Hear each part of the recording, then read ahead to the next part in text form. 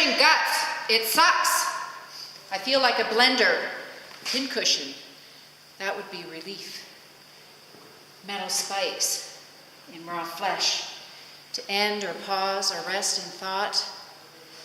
Racing, pacing, slicing, dicing, this way, that way, anyway. Anyway, as long as I can sleep. The energy, it hurts until it stops dead. Dead. Dreams, nightmares, dreams, scares, uncover, stutter, tough, regretting every word, somehow insanely absurd. My blood is frothing, my sweat fermenting, lost, fractured, hoping, dizzy, worry, just coping. To end or pause or rest from thought, racing, pacing, slicing, dicing, this way, that way, anyway, as long as I can sleep. The energy, it hurts until it stops, dead, dead. A maze with no end, reactions, no actions. Grinding my tongue, run away. Contradiction nails my lungs, throat empty again. I can't breathe. And then I breathe too much. Too much. Ever tasteless thorn I clutch, ever wishing that I just couldn't touch. To end or pause or rest from thought, racing, pacing, slicing, dicing, this way, that way, anyway, as long as I can go to sleep. The energy, it hurts. It hurts until it stops, dead.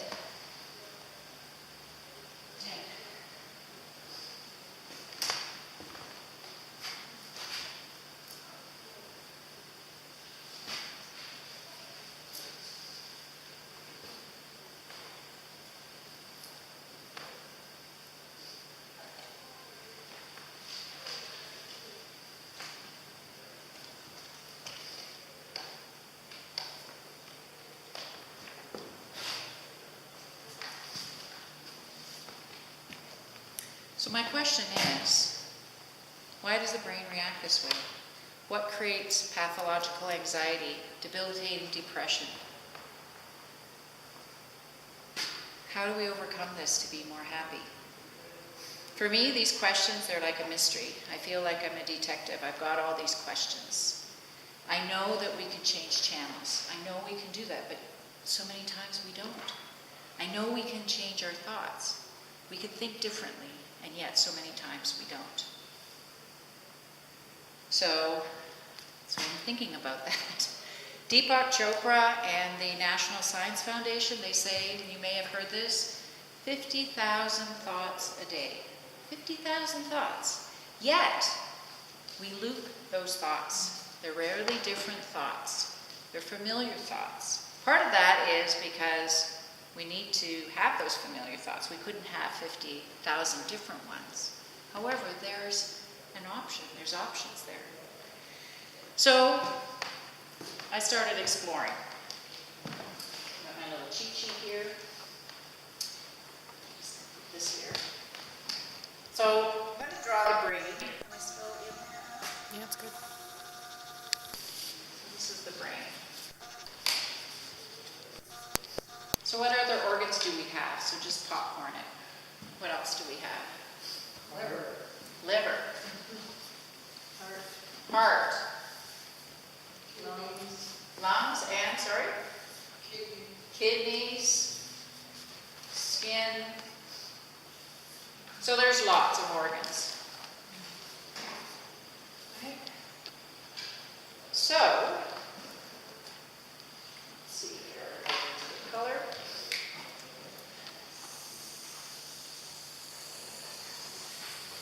So many times we think that we're our brain.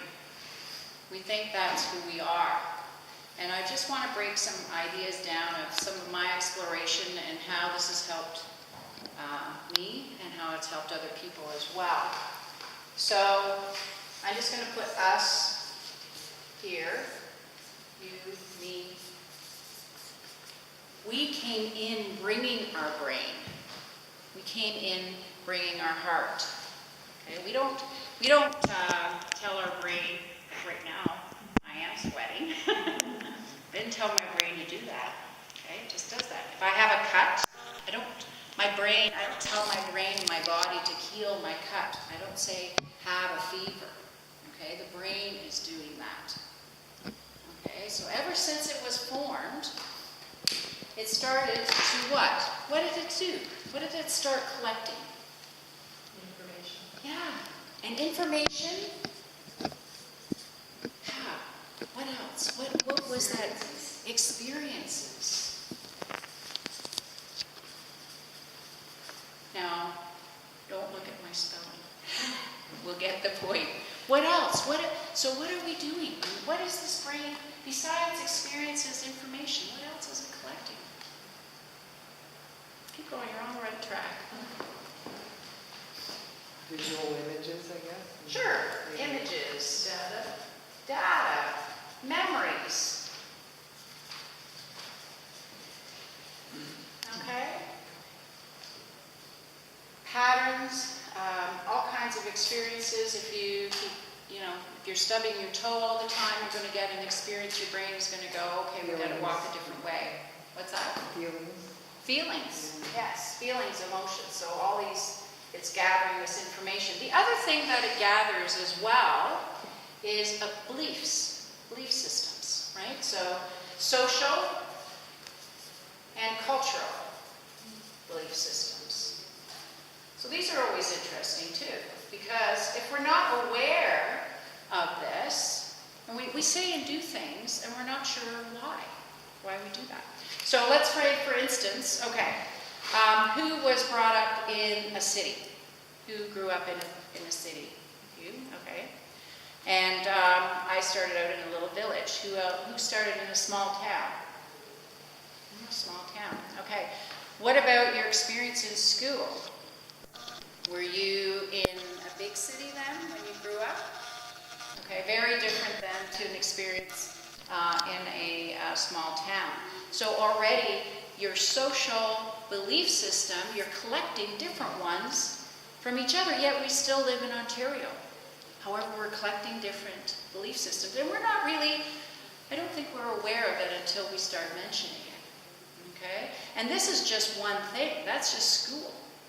So never mind if, whether your spiritual practices, clubs, or anything like that, you're all going to be collecting different social beliefs, culture beliefs. Now there's one. How many people were born in Canada? Okay, cool. Who is fourth generation Canadian? Oh, wow, okay, cool. But smaller group, okay? Who was born outside of Canada? Okay. So our culture brings in different belief systems. I was brought up, my background is German, as well as, and the borders all changed in Europe, so Prussian, Polish, that kind of mix. I have hosted Japanese students, very different culture. Hosted also a Chinese student, very different culture to Japanese culture. Very different cultural beliefs. Little fun story. And maybe you've heard this story, but there's this young mother, and she's making a ham, an Easter ham, and she cuts the bone off to put it in the oven. And her little girl says, "Why do you cut the bone off?" And the mom says, "Well, I don't know, that's how Grandma used to do it. We'll have to ask Grandma." So when Grandma comes over for Easter dinner, they said, "Well, Grandma, why did you cut the bone off when you put it in the pan in the oven?" She said, "I don't know, because that's how my mother did it." Yeah. Well, Granny, the story goes, Granny was still living, so they went to visit her after. And they said, Granny, remember when we made ham, you used to cut the bone off to put it in the oven? Why did you do that? She said, because it was so small. It was a wood-fired oven. And this is actually a true story. So 4 generations, the women, and this is just a simple thing of cooking, of doing something that came down culturally through the family. So what other beliefs have we picked up from our parents, grandparents, parents? Okay, so the brain is collecting all these beliefs. All right? So now, what does the brain start to do with this information? What does the brain start doing? Sorting? Sorting? Sort? Oh, cool. Yeah. Sorry, I need another color because this color isn't very good. Okay, so it's sorting. Okay. What else does it do with the information? Stores it. Okay. What else? You're collecting belief systems, you're collecting information, experiences. What do you start doing? Using it. Okay, yes, you start using it. So, using it by creating habits. Because I want to ask a little question here. What is the brain's main function? What is the brain's main function here? What's the brain's main deal? It has a big job. What's its job? Memory. What is it managing here? Everything manages your whole Control system. It is, it keeps us alive. Yeah. That's its job. Right from the time it was formed, its job was, got to keep this thing alive. That's its job, main job. So the manager, the whole central system, the computer, everything, that's its job. I get nervous, I start sweating. It's the job of the brain to cool the body down. Got to keep it cool. Right? So the brain's main function is to keep us alive. Okay? It's okay if you disagree, by the way. All right? That's okay. So we start creating habits. What else happens? I know Roger knows all the answers, so I'm not going to ask him. I'm purposely not looking at him. What else happens? What happens? We start reacting.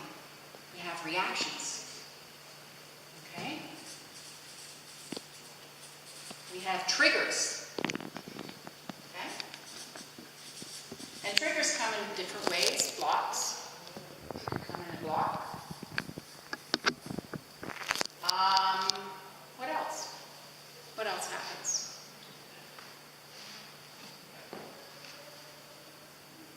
We hope to have responses. But that doesn't always happen. Whoops, not spelling that. Okay, so this is what the brain starts doing. It's collecting information, okay? And it starts working. It's doing this all the time. We're not even asking for that. It's just doing it, okay? So, next. What affects the function of this manager, this brain? Stress? Stress. Trauma. Keep going. We're all doing well. Contradictions. Ooh, okay. Contradictions.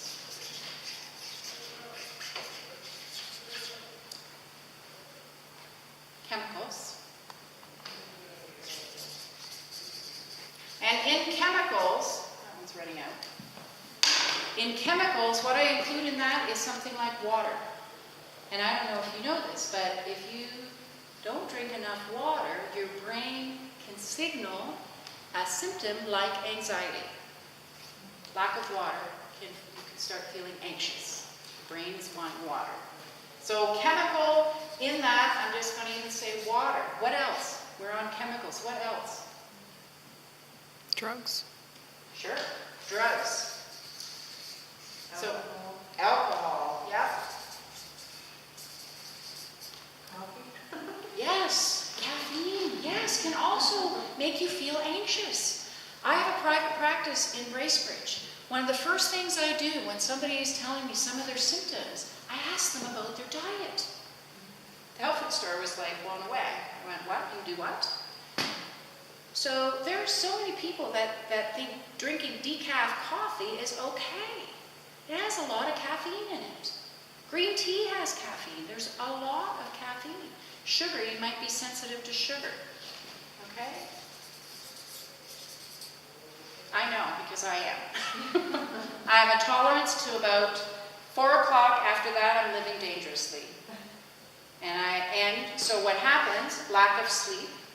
So that affects my brain, okay? So lack of sleep is one. There's more, we're not done yet.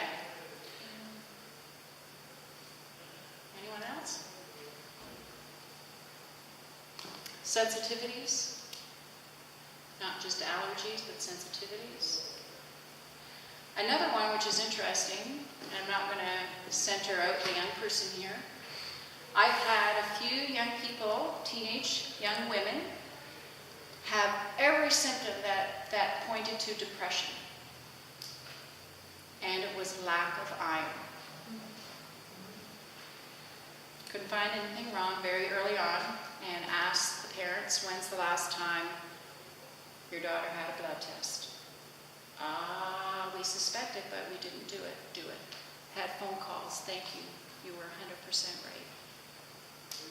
Because we couldn't find a reason for depression. We went, wait a minute, diet. I've had an adult out of work. And I didn't catch it at the beginning, but I just went, wait a minute. Because everything wasn't fitting. Positive, intelligent conversations, doing lots of work. Things weren't shifting. We're just going, wait a minute, now what are we missing? Blood tests, diet. I found out her iron level was hideously low and shows all the symptoms of depression. Thyroid, again, another one. So consider all the possibilities. This all affects this manager. And it's not us, but we think it's us. We think, oh my gosh, something's wrong. First, look at this. So something else happens. I need another color. Somebody mentioned trauma. Oh, black. Sorry, did I step out? No, it's fine. So You're not somebody in it. mentioned trauma. So I'm just going to put a pain space in the brain. And I'm going to put a small joy space. Now, that might not be you, but that's okay. Usually we're here because we're exploring why our pain space is bigger than our joy space. And actually, it's human nature that our pain space is bigger. We go to a default of negative, we go to a default of pain. I don't totally know why. I have a theory, which I'll share, if you like. Our innate human nature is to want to learn and to explore. It's just in who we are as humans. And something I discovered with art was the critical mind. And I don't mean critical in a negative way. I mean critical in the learning mind. So when we're critical, we're looking at things and trying to, again, we use the word deconstruct. Not in a negative way, but in a way of understanding and unpacking, and then reconstructing. So criticism or critiquing in art, when we've done it in workshops, it's always positive building type of language. It's who we are. We want to learn.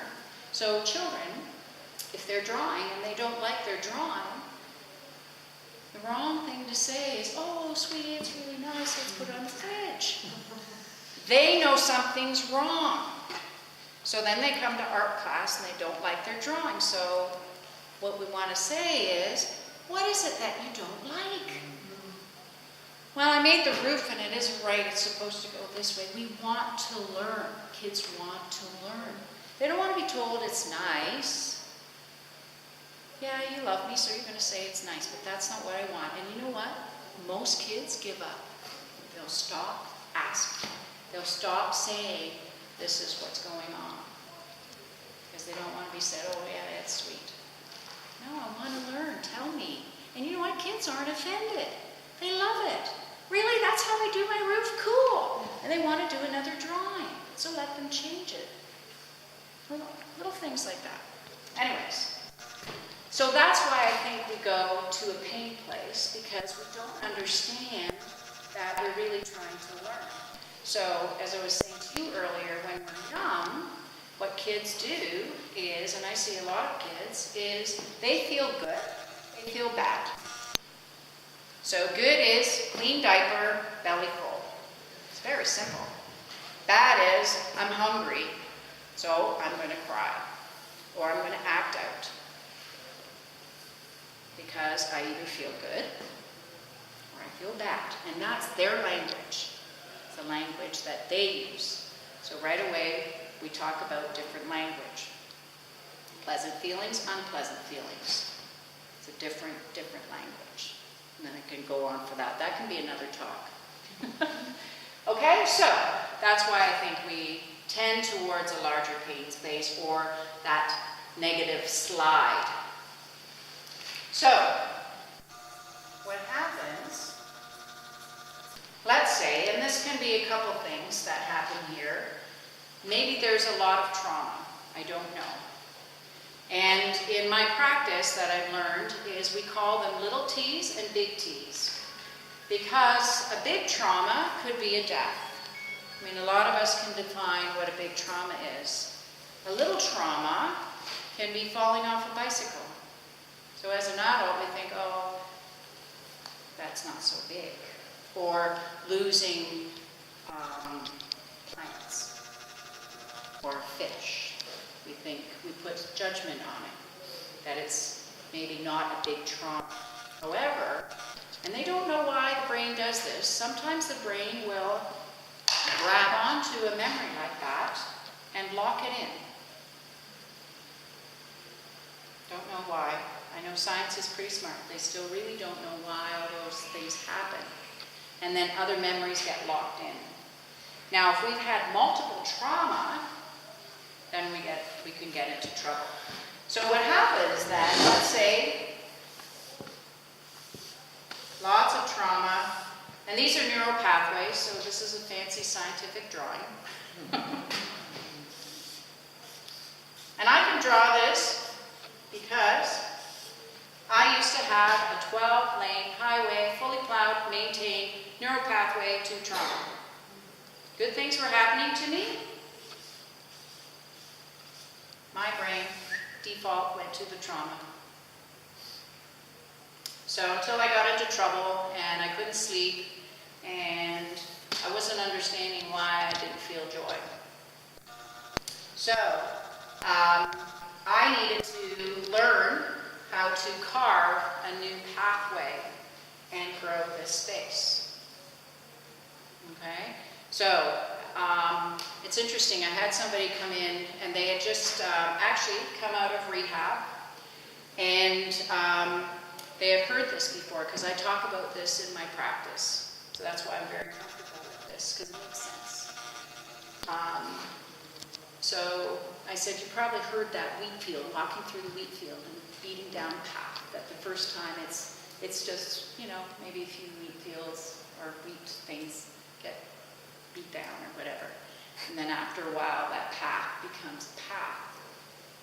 And I said, the hell with the wheat field. If it was the wheat field, it'd be a lot easier to change a habit. To me, I had to let this highway break up and grow over, and this was more like a machete in a rainforest. So I would try to get to that space. I tried new habits, but I didn't get very far, so I got tired. So swinging my machete, trying that pathway. And my client started laughing. She said, you know what? That's closer to the truth. So with that point is, what I would ask, what would happen? And I used to say, can you be the the CEO of your brain? Can you be that captain? And then I was just actually on a radio show, actually it was aired this morning, we taped it last week, and we talked about a partnership. Because you know what, the brain actually has done a really great job. So we don't want to get too mad at it, because really it brought us here today. That's why we're here right now. We came through the door, we're high functioning, we have our digits, we can see, hear, we're reasonably healthy. I mean, we're walking. So this is, can we be a partner with the brain? Can we do that? And and have this relationship and kind of step back and go, you've done a lot of work here. And maybe I can start understanding what some of these reactions or habits or addictions are about. And I think you're going to be talking more about that later. So that I can partner with my brain and help my brain now